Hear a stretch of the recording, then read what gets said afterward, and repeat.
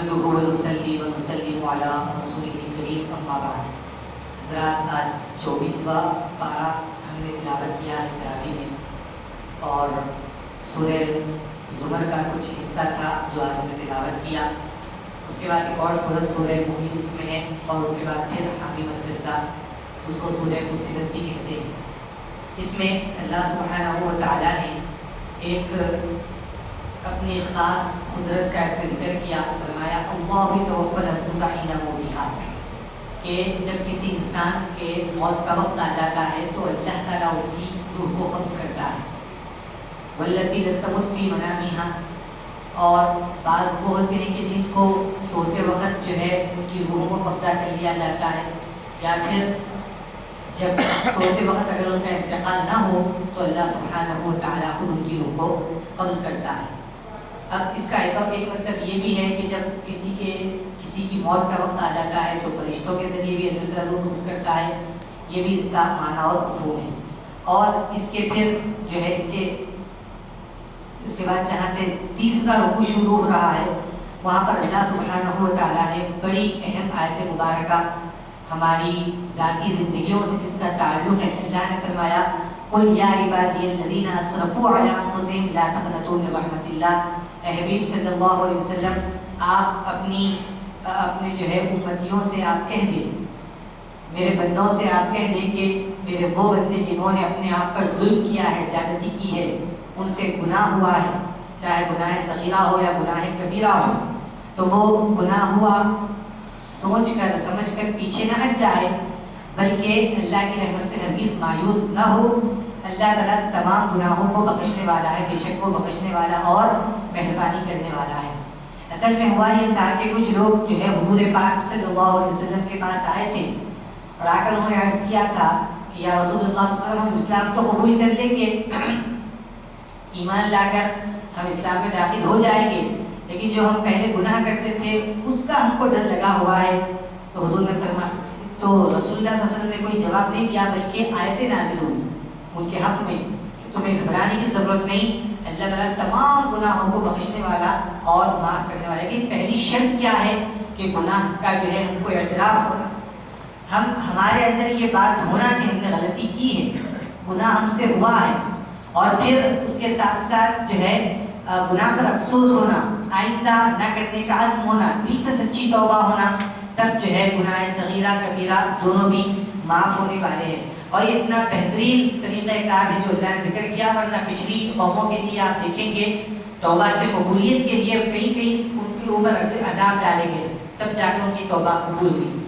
بہرحال یہ آیت مبارکہ کا نزول خاص ہے، لیکن سب کے لیے اس میں پیغام ہے. اور پھر رمضان مبارک تو ہمارے لیے جہنم سے چھٹکارے کا ہی مہینہ ہے، مغفرت پانے کا ہی مہینہ ہے، نجات کو پانے کا ہی مہینہ ہے.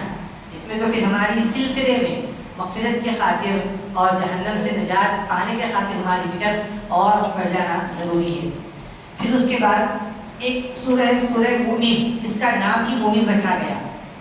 یہ سورہ کا جو نام مومن رکھا گیا اس کے پیچھے وجہ یہ ہے کہ آپ اندازہ کریں کہ فرعون کی اتنی بڑی قوم تھی، اتنا بڑا لشکر تھا، لیکن اس میں ایک شخص تھا جو موسیٰ علیہ السلام پر ایمان لا چکا تھا، لیکن اس نے اپنے ایمان کا اظہار نہیں کیا تھا. وہ مرد مومن تھا اکیلا. تو اس کا کردار، اس کا طریقہ کار، جو اس کی ہمت جو تھی، اللہ سبحانہ و تعالیٰ کو اتنی پسند آئی کہ اللہ نے اس کی نسبت سے پورے سورے کا نام سورہ مومن رکھ دیا. اور پھر دوسری بات یہ تھی کہ اس کا سب سے پہلا کردار کیا تھا؟ وہ ایمان کو چھپایا ہوا تھا، لیکن جب فرعون نے موسیٰ علیہ السلام کو قتل کرنے کی بات کی تو اپنا ایمان اس نے اظہار کیا، اپنے ایمان کا اظہار کیا اس نے. تو مطلب اس میں پیغام دیا جا رہا ہے کہ وقت کے انبیاء، علماء، اولیاء پر جب جو ہے کوئی مصیبت آتی ہے حکومت کی طرف سے یا کہیں سے بھی، تو ان کے دفاع کے لیے سب سے پہلے عوام کو نکلنا ضروری ہے.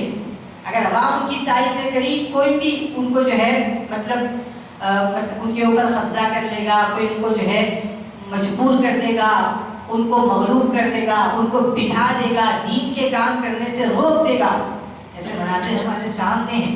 عوام اگر ساتھ نہ دے تو دیکھیے آپ کتنے علماء ہیں جن کو جیلوں میں رکھا گیا، کتنے علماء ہیں کہ جن کو جو ہے بلا وجہ سزا دی گئی. تو اس میں اللہ تعالیٰ پیغام دے رہا ہے کہ وہ تھا تو جو ہے ایمان کو چھپایا ہوا، لیکن جب موسیٰ علیہ السلام کی جان کی بات ہے تو وہ نکل کر آیا جب فرعون نے قتل کا ارادہ کیا تھا. اور پھر اس کا دوسرا کردار کیا تھا کہ انہیں فرعون کے دربار میں کھڑے ہو کر تحریر کر رہا ہے. وہ فرعون کے سامنے حق بول رہا ہے, فرعون کو اور اس کی قوم کو دعوت دے رہا ہے. اور آپ غور کریں گے جو اس کی دعوت تھی, سب سے پہلی دعوت یہ تھی کہ اس نے کوئی کام کرنے کے لیے نہیں کہا کہ تم جو ہے چلو فوری موسیٰ علیہ السلام پر ایمان لا کر عبادت کرنا شروع کر دو. نہیں, بڑی سمجھنے کی بات ہے, غور کرنے کی بات ہے. وہ جو مرد مومن تھا, اس کا کردار جو اللہ کو پسند آیا, اس کی دعوت یہ تھی کہ سب سے پہلے انہیں پچھلی قوموں کا ذکر کیا. دیکھو ایمان نہیں لانے کی وجہ سے ان کا حال کیا ہوا. تمہارے سامنے نوح کی قوم فلاں فلاں فلاں کی قوم ہے, یہ ایمان نہیں لائے تو ان کا کیا حال ہوا, کیسے اللہ نے ان کو برباد کیا. یہ دیکھو, یہ پہلے بتایا نمبر 1. نمبر 2 پر بھی کچھ کرنے کے لیے اس نے نہیں کہا. وہ جو مرد مومن تھا انہیں دعوت یہ دی کہ لوگوں میری بات کو سنو, میں تم کو سیدھا راستہ دکھا رہا ہوں. کیوں؟ انما هذه الحیات الدنیا متاع, میں تم کو آخرت کی طرف اس لیے آنے کے لیے کہہ رہا ہوں کیونکہ یہ دنیا ختم ہو جانے والی ہے, تھوڑا سا دو سامان ہے. تو دین کی طرف اگر ہم آنا چاہتے ہیں تو سب سے پہلا کام یہ ہے دنیا کی محبت کو دل سے ختم کرنا پڑے گا. وہ اگر ختم نہیں ہوئی دین کا وزن نہیں آتا, دین کی اہمیت نہیں آتی. اور پیغام قرآن مجید سے ہے کہ اس نے کیا کہا کہ اہدکم سبیل الرشاد یا قوم انما هذه الحیات الدنیا متاع. بہرحال یہی کردار تھا جو اللہ سبحانہ و تعالیٰ کو بہت پسند آیا.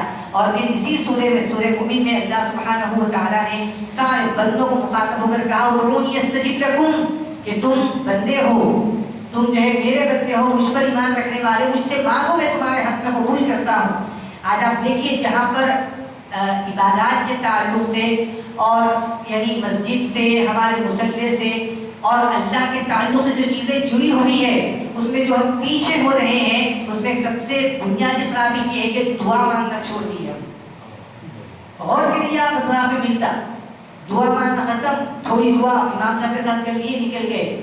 آپ اپنے لیے اللہ رب العزت سے تعلق مضبوط کر کے آپ کیا مانگے. حضرت داؤد علیہ السلام ایک مرتبہ جو ہے عرض کرنے لگے, امام غزالی نے اس کو لکھا کہ مالک تیرے ان بندوں کے بارے میں بتا جو ہے مطلب تجھ سے محبت کرنے والے ہیں اور تو جن سے محبت کرتا ہے. اللہ سبحانہ و تعالیٰ نے فرمایا کہ تم لبنان کے پہاڑ پر جاؤ, وہاں پر 14 بندے ہیں جن سے میں محبت کرتا ہوں. جب داؤد علیہ السلام وہاں پر پہنچے تو اللہ سبحانہ و تعالیٰ نے یہ بھی آپ سے کہا تھا کہ جو ہے جب ان کے پاس گئے تو ان سے کہنا کہ تم جو ہے اللہ سے مانگتے کیوں نہیں, تم ان سے پوچھنا.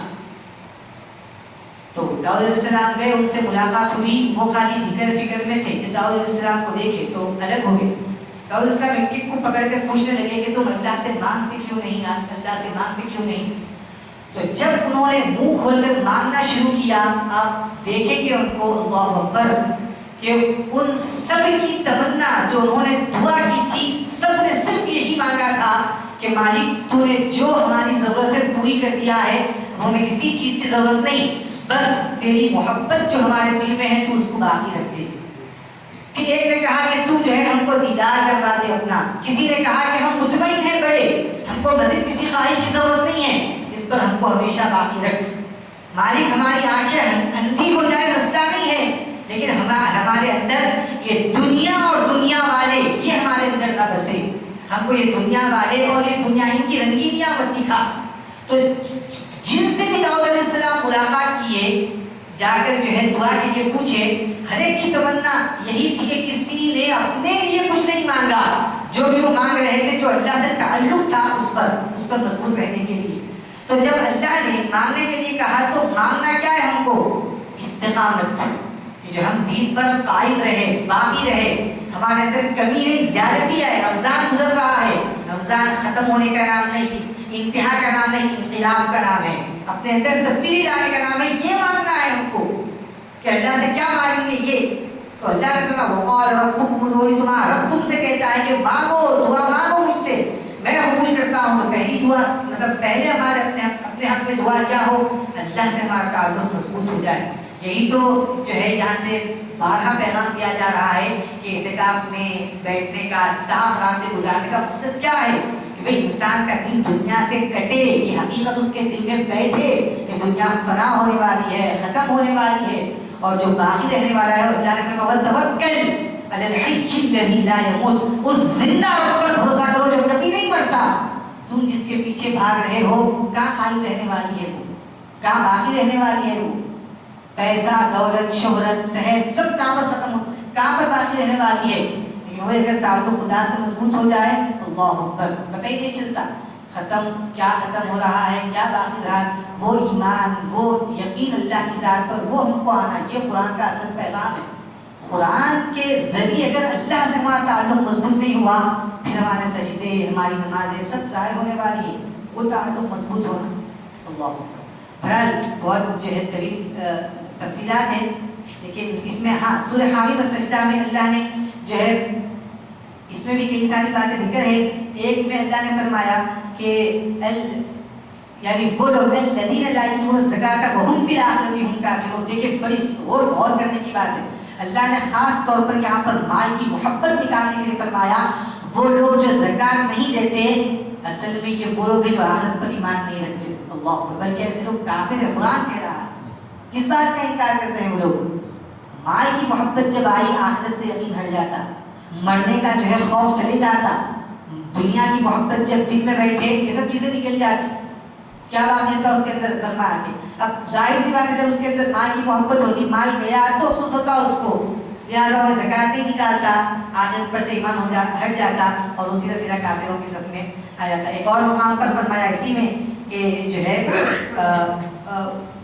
ما کنتم تستترون ان يشرع عليكم سمعكم ولا ابصاركم ولا جلودكم. یہ پوری آیت مبارکہ ہے. اس کا مفہوم یہ ہے کہ جب تم چھپ کر گناہ کرتے ہو تو یہ کیوں نہیں سوچتے کہ کل کے دن تمہاری آنکھیں، تمہارے جو ہے ہاتھ، تمہارے پاؤں تمہارے خلاف گواہی دیں گے. یہ تم کیوں نہیں سوچتے؟ ان شاء علیکم سمعکم، تمہارے کان تمہارے خلاف گواہی دیں گے، اور تمہاری بصارت یعنی ہدایت تمہارے خلاف گواہی دے گی، تمہارے جلد یعنی جسم تمہارے حق میں گواہی دیں گے. اب یہ سب احساس تمہارے اندر کیوں نہیں آ رہا؟ قرآن کہتا ہے وَلَٰكِن ظَنَنتُمْ أَنَّ اللَّهَ لَا يَعْلَمُ كَثِيرًا مِّمَّا تَعْمَلُونَ. کتنی بڑی بات ہے. قرآن کہتا ہے یہ سب احساس تمہارے اندر اس لیے نہیں آ رہا تم یہ سمجھ کر بیٹھے ہوئے ہو کہ بہت ساری چیزیں ہیں جس کو مان اللہ نہیں جانتا، یہ تم سمجھ کر بیٹھ گئے. قرآن کہہ رہا ہے کہ اللہ تعالیٰ خالی ظاہری باتوں کو جانتا، اندر جو ہم کر رہے ہیں اس کو اللہ نہیں جانتا. تم یہ سمجھ کر بیٹھ گئے، اس لیے تمہارے خلاف میں جو تمہارے اعضاء گواہی دینے والے ہیں وہ احساس تمہارے اندر سے نکل گیا. کتنا بڑا پیغام ہے. آپ غور کریں، واقعی یہ احساس ہے. ہمیں اب سوال کرنے کی ضرورت ہے.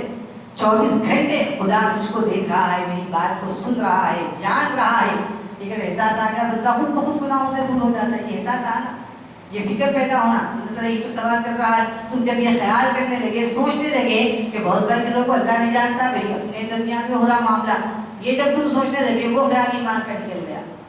تو یہ کچھ آیتیں تھیں 24 پارے سے. کل پھر جو ہے یہی سورہ کا تھوڑا سا حصہ ہے 25ویں پارے میں، انشاءاللہ اس کو بھی سنیں گے. اللہ سے دعا ہے مالک ہم نے جو کہا ہے سنا ہے، کہنے والے وہ اور سننے والوں کو اخلاص کا عمل کرنے کی توفیق عطا فرما.